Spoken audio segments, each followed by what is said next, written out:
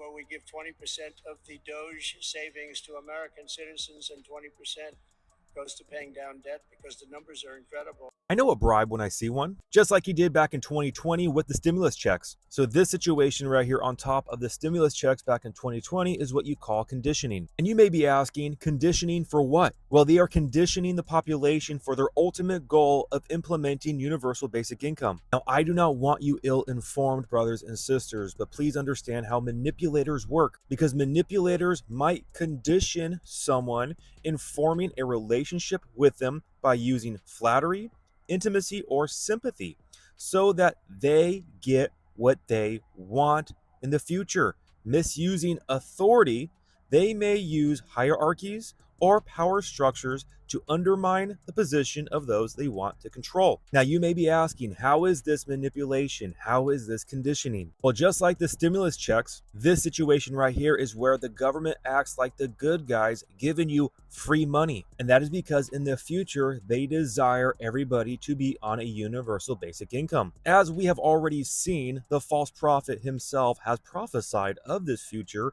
and how he predicts the universal basic income will take off once AI replaces workers. How ironic, since he is the one who wants to implement artificial intelligence and robotics. And it's not just the second beast from the land who wants to bring in universal basic income. His best friend Sam Altman also dreams of a universal basic income. Oh, and by the way, this is not just an American thing. This is global, as we can see right here. South Africa, UBI grants coming in February 2025. And as we can see coming out of Europe, how multiple countries have tested a universal basic income. This is a global agenda which will lead to the mark of the beast, where individuals will not be able to buy, sell, or trade without taking the mark. And this is also why you are witnessing the disappearance of cash right in front of your eyes. And this is also why you are witnessing the rise of crypto and the push for the US to become the crypto capital. Because ultimately, the financial aspect of the beast system cannot operate with cash. The Antichrist financial beast system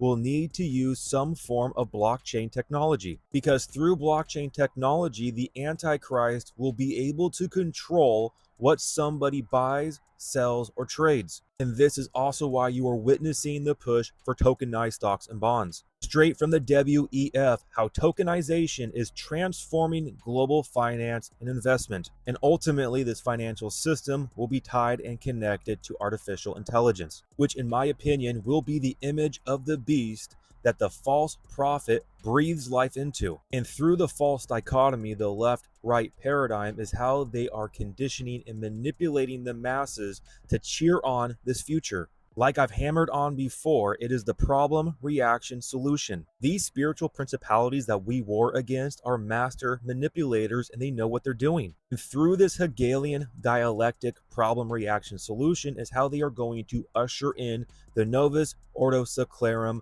the Golden Age, the Antichrist beast system. What's the problem? Financial corruption and distrust with the individuals who rule over you.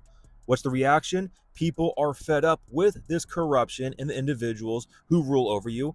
The solution? We are going to fire them. We are going to implement AI governance, because AI is truth seeking.